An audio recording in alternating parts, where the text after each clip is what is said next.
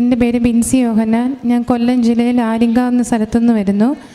ആദ്യമായി തന്നെ ഈ ആൾത്താരിൽ നിന്ന് സാക്ഷ്യം പറയാൻ ലഭിച്ച അനുഗ്രഹത്തിന് മാതാവിനോടും ഈശോയോടും നന്ദി പറയുന്നു. ഞാൻ 2021 ഓൺലൈൻ ഉടമ്പടി എടുത്ത ആളാണ്. ഓൺലൈൻ ഉടമ്പടി എടുത്തു കഴിഞ്ഞ് OET എക്സാമൊക്കെ പാസ്സായി. ഞാൻ സൗദിയിലാണ് വർക്ക് ചെയ്തുകൊണ്ടിരുന്നത്. അതിനുശേഷം അവിടുന്ന് റിസൈൻ വെച്ച് നാട്ടിൽ വന്നു. അയർലൻഡ് പോകാനുള്ള കാര്യങ്ങളൊക്കെ ഒരുവിധം എല്ലാം ശരിയായി. വിസയ്ക്ക് വേണ്ടി വെയിറ്റ് ചെയ്തുകൊണ്ടിരുന്ന സമയത്താണ് വിസ എൻ്റെ റിജക്റ്റായിപ്പോയി ഞാൻ ഒത്തിരി ഡൗൺ ആയിരുന്നു. ഇവിടെ വന്ന് തീർത്ഥാടന ഉടമ്പടി എടുക്കാൻ വേണ്ടി വന്നു. പക്ഷെ ഞാൻ ഇന്ന് ഓർക്കുന്നുണ്ട്, ഞാൻ അന്ന് വന്നപ്പോൾ ഇവിടെ കുമ്പസാരിക്കാതെ ആണ് ഇവിടെ വന്ന് ഉടമ്പടി എടുത്തത്. അതുകൊണ്ട് തന്നെ ആയിരിക്കും പക്ഷേ എനിക്ക് ഉടമ്പടി കംപ്ലീറ്റ് ആക്കാൻ പറ്റിയില്ല. അത് കഴിഞ്ഞ് എനിക്കെല്ലാം വരുന്ന തടസ്സങ്ങളായിരുന്നു. അതുകൊണ്ട് തന്നെ ഞാൻ എന്നും ജപമാല ചൊല്ലിക്കൊണ്ടിരുന്ന ഞാൻ പതിയെ ജപമാലയൊക്കെ നിർത്താൻ തുടങ്ങി, നന്നായി പ്രാർത്ഥിക്കാതിരിക്കാൻ തുടങ്ങി. പക്ഷേ അതിൻ്റെ ഇടയ്ക്കാണ് വേറൊരാൾ പറഞ്ഞ് എന്നാൽ ന്യൂസിലൻഡിലോട്ട് മാറ്റി കൊടുക്കാൻ പറഞ്ഞു. അയർലൻഡ് പോകാൻ പറ്റാത്ത ഞാൻ എങ്ങനെ ന്യൂസിലൻഡ് പോകുമെന്നൊക്കെ എനിക്കൊരു വിചാരം ഉണ്ടായിരുന്നു. OET എക്സ്പയർ ആവാൻ 6 മാസം മാത്രം ഇരിക്കുമ്പോഴാണ് ഒരാൾ എന്നോട് ഇങ്ങനെ വന്ന് പറയുന്നത്. അപ്പോൾ അറിയാലോ, സൗദി ജോലി ഉണ്ടായിരുന്നു. ഞാൻ ജോലി ഇല്ലാതെ വന്ന് നിൽക്കുമ്പോൾ ഉള്ള സാമ്പത്തിക ബുദ്ധിമുട്ട്. ന്യൂസിലൻഡ് പോകണമെങ്കിൽ 15 ലക്ഷം രൂപയോളം വേണം. അപ്പോൾ എങ്ങനെ കൊടുക്കുമെന്ന് വിചാരിക്കുമ്പോൾ നീ കൊടുക്ക്, എല്ലാം നടക്കുമെന്ന് ആരോ പറയുന്നത് പോലെ എനിക്ക് തോന്നി. എന്തായാലും ലാസ്റ്റ് ചാൻസ് എന്നുള്ള രീതിയിൽ ഞാൻ കൊടുത്തു. ഇനി 6 മാസമേ ഉള്ളൂ, അതിനുള്ളിൽ എല്ലാം ശരിയാവണം. അത് കൊടുത്തു കഴിഞ്ഞ് എനിക്കറിയില്ല, എങ്ങനെയൊക്കെയോ ആരൊക്കെയോ സഹായിച്ച് സാമ്പത്തികമായിട്ട് എല്ലാവരും തന്നെ തന്നു. ഒരു തടസ്സങ്ങളും ഉണ്ടായില്ല. അങ്ങനെ ന്യൂസിലൻഡ് കൊടുത്തു. ന്യൂസിലൻഡ് കൊടുക്കുമ്പോഴും എനിക്ക് എവിടേക്കോ ഒരു ഡൗട്ടുണ്ട്, ശരിയാവോ? കാരണം അയർലൻഡിന് കൊടുത്ത് ലാസ്റ്റ് നിമിഷത്തിലാണ് എനിക്ക് എൻ്റെ വിസ റിജക്റ്റ് ആവുന്നത്. അവസാനം വിസ ശരിയായി വന്നു. അന്നേരം ഞാൻ ജപമാലയൊന്നും നന്നായിട്ട് ചൊല്ലുന്നില്ല. ഇടയ്ക്ക് പള്ളിയിൽ നന്നായിട്ട് പോകും, പ്രാർത്ഥിക്കും എന്നല്ലാതെ ജപമാല ചൊല്ലുന്നത് ഞാൻ വിട്ടുപോയി. അങ്ങനെ വന്നു കഴിഞ്ഞ് കറക്റ്റ് OET ഒക്കെ എക്സ്പയർ ആയി. പക്ഷേ എൻ്റെ വിസ വന്നു, ടിക്കറ്റൊക്കെ എടുത്തു. അത് കഴിഞ്ഞപ്പോഴാണ് അവിടെ ചെന്ന് PR എടുക്കുന്നതിന് ഏതെങ്കിലും ഒരു ലാംഗ്വേജ്, ഇംഗ്ലീഷ് ലാംഗ്വേജ് ടെസ്റ്റ് വാലിഡായിട്ടുള്ളത് വേണം. അപ്പോൾ ഇനി OET ഒന്നും കൂടെ പഠിച്ച് എക്സാം എഴുതുന്നത് പാടായതുകൊണ്ട് എന്നാൽ PT എഴുതാമെന്ന് വിചാരിച്ചു. അങ്ങനെ PTക്ക് എക്സാം പ്രിപ്പയർ ചെയ്തിരുന്നപ്പം എന്ന് എക്സാമിന് ഡേറ്റ് എടുക്കുമെന്ന് വിചാരിച്ചപ്പോൾ എൻ്റെ മനസ്സിൽ March 7 എന്നുള്ളൊരു ഡേറ്റ് വന്നു. അത് കഴിഞ്ഞ് ഞാൻ പഠിച്ചുകൊണ്ടിരുന്നപ്പം ഞാൻ ഉടമ്പടി എടുത്ത സമയത്ത് ഒരു ദിവസം പോലും സാക്ഷ്യം കാണാതിരിക്കത്തില്ല, എല്ലാ സാക്ഷ്യവും കാണും. പക്ഷേ ഈ 2023 സാക്ഷ്യങ്ങൾ ഞാൻ കണ്ടിട്ടില്ല. പക്ഷേ അന്ന് പഠിച്ചുകൊണ്ടിരിക്കുമ്പോൾ ഈ നോട്ടിഫിക്കേഷനായിട്ട് സാക്ഷ്യങ്ങൾ വന്നുകൊണ്ടേയിരിക്കും. അപ്പം ഞാൻ ഇടയ്ക്ക് സാക്ഷ്യമൊക്കെ കാണും, എന്നാലും ഞാൻ അങ്ങോട്ട് ഒത്തിരി ശ്രദ്ധിക്കുന്നുണ്ടായിരുന്നില്ല. അങ്ങനെ 3 നോമ്പെടുത്ത് ഇന്ന് ലാസ്റ്റ് ദിവസം എക്സാം ബുക്ക് ചെയ്യാമെന്ന് പറഞ്ഞ് വിചാരിച്ച് ഞാൻ അക്കൗണ്ട് ഓപ്പൺ ആക്കി കഴിഞ്ഞപ്പോൾ പെട്ടെന്ന് എന്തോ തോന്നി, ഞാൻ ഇന്ന് February 26 ബുക്ക് ചെയ്യാമെന്ന് വിചാരിച്ചു. അങ്ങനെ ബുക്ക് ചെയ്യാൻ വേണ്ടി ഇരുന്നപ്പോൾ എന്ത് ചെയ്തിട്ടും ശരിയാവുന്നില്ല. ഞാൻ എൻ്റെ ബുദ്ധി ഉപയോഗിച്ച് ഒരു അക്കൗണ്ടും കൂടെ ക്രിയേറ്റ് ചെയ്തു. പക്ഷെ അങ്ങനെ ക്രിയേറ്റ് ചെയ്യാൻ പാടുണ്ടായിരുന്നില്ല. അങ്ങനെ എൻ്റെ അക്കൗണ്ട് ബ്ലോക്കായിപ്പോയി. അപ്പോൾ നമ്മൾ യൂട്യൂബിലൊക്കെ സെർച്ച് ചെയ്യുമ്പം കാണുന്ന കാര്യമെന്ന് വെച്ചാൽ നമ്മളിത് 2 അക്കൗണ്ട് ഉണ്ടാക്കി കഴിഞ്ഞാൽ പിന്നെ ഒന്നെങ്കിൽ ഇത് എക്സാം എഴുതാൻ പറ്റില്ല, അല്ലെങ്കിൽ 1 മാസത്തിൽ കൂടുതലെടുക്കും ഇത് ശരിയാവണമെങ്കിൽ. എനിക്കാണെങ്കിൽ March 20 ന്യൂസിലൻഡ് പോവുകയും വേണം. ന്യൂസിലൻഡ് പോയി എക്സാം എഴുതുന്ന ഒത്തിരി പൈസയാവും. അതുകൊണ്ടാണ് ഞാൻ ഇവിടുന്ന് എഴുതിയിട്ട് പോകാമെന്ന് വിചാരിക്കുന്നത്. അങ്ങനെ ഞാൻ ലൈറ്റ് ക്യാൻഡി പ്രയർ റിക്വസ്റ്റ് ഇട്ട് പ്രാർത്ഥിച്ചു, ഡേറ്റ് ഇട്ട് തന്നെ പ്രാർത്ഥിച്ചു. എല്ലാം നിർത്തി വെച്ചിരുന്ന് ഞാൻ ഒന്നും കൂടെ പ്രാർത്ഥിക്കാൻ തുടങ്ങി. പ്രത്യക്ഷീണ പ്രാർത്ഥന രാവിലെ 5:30 പ്രാർത്ഥിക്കാൻ തുടങ്ങി. അങ്ങനെ പ്രാർത്ഥിച്ച് കഴിഞ്ഞ് കറക്റ്റ് ഞാൻ ഡേറ്റ് ഇട്ട് പ്രാർത്ഥിച്ച ദിവസം 7ാമത്തെ ദിവസം എല്ലാവരും പറഞ്ഞു, ഒരിടത്ത് പോലും ഞാൻ അങ്ങനെ കേട്ടിട്ടില്ല അത് ശരിയാവുമെന്ന്. 7ാമത്തെ ദിവസം ആയപ്പോഴത്തേന് എൻ്റെ അക്കൗണ്ട് അത് ക്ലിയറായി. അപ്പോൾ ഇതിന് മുമ്പ് ഞാനൊരു കാര്യം ചെയ്തെന്ന് വെച്ചാൽ, ഞാൻ മാതാവിനോട് പറഞ്ഞു, മാതാവ് ഞാൻ നിന്നിലോട്ട് അടുക്കുന്നതിന് വേണ്ടിയിട്ടാണ് നീ ഇത് ചെയ്തതെങ്കിൽ ഞാൻ എൻ്റെ അപ്പയോടും അമ്മയോടും എൻ്റെ ചേട്ടനോടും ചേച്ചിയോടും ഞാൻ ചോദിക്കും, ഞാൻ എന്നാ ഇനി ഡേറ്റ് എടുക്കണ്ടേന്ന്. അവരെല്ലാവരും March 7 എന്നാണ് പറയുന്നതെന്നുണ്ടെങ്കിൽ ഞാൻ ആ ഡേറ്റ് എടുക്കും. അപ്പം ഞാൻ ഇവരോടൊക്കെ പോയിട്ട് പ്രാർത്ഥിച്ചിട്ട് ചോദിച്ചു, March 1 മുതൽ 10 വരെയുള്ള ഡേറ്റിൻ്റെ അതിൻ്റെ ഇടയ്ക്കുള്ള ഒരു ഡേറ്റ് പറ. ഇവർ 4 പേരും എന്നോട് പറഞ്ഞത് നീ March 7 എന്നുള്ള ഡേറ്റ് എടുക്കും. അപ്പോൾ എനിക്ക് മനസ്സിലായി, മാതാവ് തന്നൊരു ഡേറ്റ് എടുക്കാതെ ഞാൻ എൻ്റെ ബുദ്ധിയിൽ എടുക്കാൻ പോയതുകൊണ്ടാണ് അങ്ങനെ സംഭവിച്ചെന്നുള്ളത്. അങ്ങനെ ഞാൻ March 7 ബുക്ക് ചെയ്ത് അടുത്ത ദിവസം 2-3 ദിവസം കഴിഞ്ഞപ്പോൾ ഞാൻ കുമ്പസാരിച്ച് കുർബാന കൈക്കൊണ്ട് ഇവിടെ നിന്ന് ഉടമ്പടി എടുത്തു കഴിഞ്ഞെന്ന് വെച്ചാൽ അത് കഴിഞ്ഞിട്ട് ഞാൻ ഒരാഴ്ചയ്ക്കുള്ളിൽ ഈ പത്രം എല്ലാവർക്കും കൊടുത്തു. എല്ലാ ദിവസവും പള്ളിയിൽ പോയി വലിയ നോമ്പെടുത്തു. അപ്പം അമ്മയൊക്കെ പറഞ്ഞ ന്യൂസിലൻഡ് March 20 പോവല്ലേ, വലിയ നോമ്പൊന്നും എടുക്കണ്ട എന്ന് പറഞ്ഞു. പക്ഷേ എനിക്ക് അത് എടുക്കണമെന്ന് തന്നെ ഉണ്ടായിരുന്നു. അങ്ങനെ ഞാൻ വലിയ നോമ്പെടുത്തു.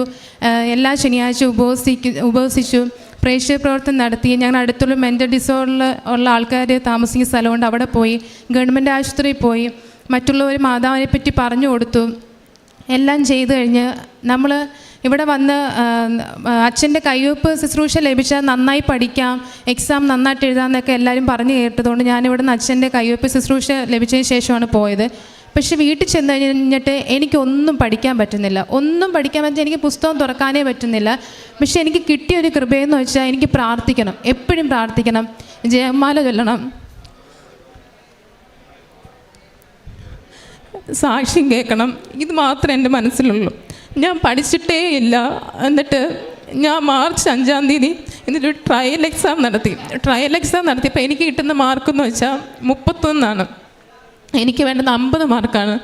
പക്ഷേ ഞാൻ വിശ്വസിച്ച മാതാവ് തന്ന ഡേറ്റാണ്. ഞാൻ പോവും. ഞാൻ ഒന്നും പഠിച്ചിട്ടില്ല. എൻ്റെ വീട് ആര്യങ്കാവാണ്. അപ്പം ഞാൻ പോകേണ്ട വഴി ഇതുവഴിയാണ് പോകേണ്ടത്. അപ്പം ഞാൻ ആലപ്പുഴ എത്തുന്നതിന് മുമ്പേ ഞാൻ ഇങ്ങനെ മനസ്സിൽ ജപമാല ചൊല്ലിക്കൊണ്ട് തന്നെ വണ്ടിയിലിരിക്കുന്നത്. ഞാൻ ഇങ്ങനെ പറഞ്ഞ് ഞാനിപ്പോൾ ആലപ്പുഴ വരും, അമ്മ എൻ്റെ കൂട്ടത്തിൽ റെഡിയായി, എൻ്റെ കൂട്ടത്തിൽ കാറിൽ വരണം, അമ്മ എക്സാം എഴുതണം, ഞാനൊന്നും പഠിച്ചിട്ടില്ല. അങ്ങനെ ഇവിടെ വന്ന് പ്രാർത്ഥിച്ച് അമ്മയും കൊണ്ട് തന്നെ ഞാൻ പോയത്. അവിടെ ചെന്ന് ഞങ്ങൾ ഒത്തിരി ദൂരം യാത്ര ചെയ്ത് വന്നതുകൊണ്ട് ഞങ്ങൾക്ക് സ്റ്റേ ചെയ്യാനൊരു സ്ഥലം വേണമെന്ന് എല്ലാവരും പറഞ്ഞ് തലേന്ന് പോയി റൂം എടുക്കണമെന്നൊക്കെ പറഞ്ഞ്. പക്ഷെ ഞാൻ പറഞ്ഞു അപ്പോഴത്തേക്കും സാരമില്ല, നമുക്ക് പോവാം, മാതാവ് ഒരു വഴി കാണിക്കും. അവിടെ ചെന്ന് ഞാൻ ഗൂഗിൾ മാപ്പ് ഇട്ട് നോക്കി ചെല്ലുമ്പം അവിടെ ഒരു കപ്പലവള്ളി എന്നുള്ളൊരു പള്ളിയുണ്ട്, നിത്യസഹായ മാതാവിൻ്റെ പള്ളിയാണ്. അവിടെയാണ് എന്നെ കൊണ്ടെത്തിക്കുന്നത്. ഞങ്ങൾ അവിടെ ചെന്ന് ഫ്രഷായി. അപ്പോൾ എല്ലാ ദിവസവും കുർബാന കൂടിയതുകൊണ്ട് ആ ദിവസം കുർബാന കൂടാൻ പറ്റത്തില്ലല്ലോ എന്നൊക്കെ ഞാൻ സങ്കടപ്പെട്ടായിരുന്നു. പക്ഷെ അന്ന് അവിടെ ചെല്ലുമ്പം അവിടെ കറക്റ്റ് ഞങ്ങൾ ചെന്ന് കഴിഞ്ഞാൽ അരമണിക്കൂറിന് ശേഷം കുർബാനയാണ്.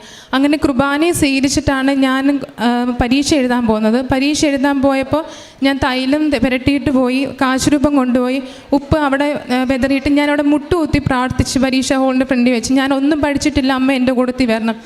ഇവിടുന്ന് പോയത് പിന്നെ ഞാൻ ഒന്നും പഠിച്ചിട്ടില്ല. എസ്സേ എഴുതുന്ന എങ്ങനെയാണ് ഒന്നും ഞാൻ നോക്കിയിട്ടില്ല. എക്സാമിന് കയറി 2 മണിക്കൂറായിരുന്നു എക്സാം. സമയം പോകുന്നൊന്നും ഞാൻ അറിഞ്ഞതേ ഇല്ല. എസ്സേ വന്നത് ഞാൻ എന്തൊക്കെയോ എഴുതി വെച്ച് ഞാൻ പഠിച്ചിട്ടില്ലെങ്കിലും ഇതുവരെ ഞാൻ ടൈപ്പ് ചെയ്യാത്ത അതിനേക്കാട്ടി സ്പീഡിൽ ഞാൻ ടൈപ്പ് ചെയ്തു. ആ പറഞ്ഞ സമയത്തുള്ളിൽ ഞാൻ എക്സാം എഴുതി കഴിഞ്ഞു. പുറത്തിറങ്ങി അപ്പയും അമ്മയും ചോദിക്കുമ്പം മമ്മിയോട് ജപമാല ചൊല്ലിക്കൊണ്ടിരിപ്പുണ്ടായിരുന്നു. എങ്ങനെയുണ്ട് എക്സാം എന്ന് പറയുമ്പോൾ എനിക്ക് പറയാൻ അറിയത്തില്ല. ഞാൻ പറഞ്ഞ് എനിക്കറിയത്തില്ല, മാതാവ് എഴുതിയ എക്സാം മാതാവ് നോക്കിക്കോളും. തിരിച്ചു വരുമ്പോൾ എനിക്ക് ആലപ്പുഴ വഴി തന്നെ വരണമെന്ന് ആഗ്രഹമുണ്ട്. പക്ഷേ പപ്പയോട് പറഞ്ഞപ്പോൾ പപ്പ ഇനി വഴക്ക് പറഞ്ഞാലോ കോട്ടയം വഴി പോകാനാണ് ഞങ്ങൾക്ക് എളുപ്പം.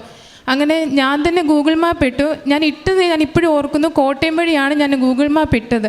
പക്ഷേ എങ്ങനെയോ കുറച്ച് ദൂരം കഴിഞ്ഞ് കഴിഞ്ഞപ്പോൾ ശ്രദ്ധിക്കുമ്പോഴാണ് മനസ്സിലാവുന്നത് ഞങ്ങൾ വരുന്ന റൂട്ടെന്ന് വെച്ചാൽ ഈ ആലപ്പുഴ വഴിയാണ് വന്നുകൊണ്ടിരിക്കുന്നത്. അങ്ങനെ വന്ന് ഞാൻ പപ്പ പറഞ്ഞ് വഴി തെറ്റിപ്പോയല്ലോ, ആലപ്പുഴ വഴി തന്നെ അതല്ല പോകുന്നത്. ഇപ്പം ഞങ്ങൾ എറണാകുളം കടന്നു കഴിഞ്ഞു. അങ്ങനെ ഇവിടെ വന്ന് കൃപാസനമായപ്പം ഞാൻ പറഞ്ഞു ഇവിടെ കയറിയിട്ടൊന്ന് പോവാം, വാഷ്റൂമിലൊക്കെ ഒന്ന് കയറിയിട്ട് പോവാം, മാതാവിനെയും കാണാമല്ലോ എന്ന് പറഞ്ഞ് ഞാനും അമ്മ ഇറങ്ങി. ഇവിടെ ഒന്നും ഇപ്പോൾ ഒത്തിരി ആൾക്കാരൊന്നുമില്ല. അപ്പം ഞാൻ ഇങ്ങോട്ട് കയറി വരുന്ന സമയത്ത് ഞാൻ നോക്കിയപ്പോൾ എൻ്റെ ഫോണിൽ മെസ്സേജ് കിടക്കുക, നിൻ്റെ എക്സാം റിസൾട്ട് വന്നു. അപ്പം ഞാൻ എക്സാം ഹോളിൽ നിന്ന് ഇറങ്ങുമ്പോൾ അവർ പറയുന്നുണ്ട് ഓൾറെഡി അക്കൗണ്ട് ബ്ലോക്ക് ആയതുകൊണ്ട് നിനക്ക് ഒന്നെങ്കിൽ 1 മാസം എടുക്കും എക്സാം റിസൾട്ട് വരെ, അല്ലെങ്കിൽ കുറഞ്ഞത് 5 ദിവസമെങ്കിലും എടുക്കും എക്സാം റിസൾട്ട് വരെ. അപ്പം ഞാൻ എക്സാം എഴുതിയിട്ട് വരുമ്പോൾ ഒരു 6-7 മണിക്കൂർ ആകുന്നതേ ഉള്ളൂ ഇവിടെ വരുമ്പോഴത്തേന്.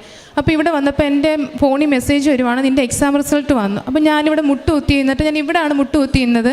ഞാൻ മുട്ടുകുത്തി എന്നിട്ട് ഞാൻ അക്കൗണ്ട് ഓപ്പൺ ആക്കിയിട്ട് ഞാൻ തിരിച്ച് മാതാവിൻ്റെ മുമ്പിലോട്ട് പിടിച്ചിട്ട് പറഞ്ഞ് ഇത് നീ എഴുതിയ എക്സാമാണ്, അപ്പോൾ എനിക്കിതിൻ്റെ റിസൾട്ട് കാണണ്ട, കാരണം എക്സാം എഴുതിയൊക്കെ റിസൾട്ട് കണ്ടാൽ മതി, ഞാൻ എഴുതിയിട്ടില്ല.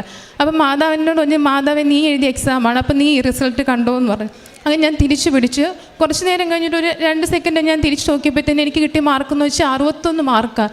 ഞാൻ 5-ാം തീയതി എഴുതിയിട്ട് പോയത് 31 മാർക്കാണ്. ഒരു ദിവസം മുന്നേ എഴുതിയെന്ന് വെച്ചാൽ 31 മാർക്കാണ്. അപ്പം 7-ാം തീയതി എങ്ങനെ എനിക്ക് 61 മാർക്ക് കിട്ടും? അപ്പം മാതാവ് വന്ന് എഴുതിയൊരു എക്സാമായിരുന്നു. അതിന് ഒരുപാട് നന്ദിയുണ്ട്.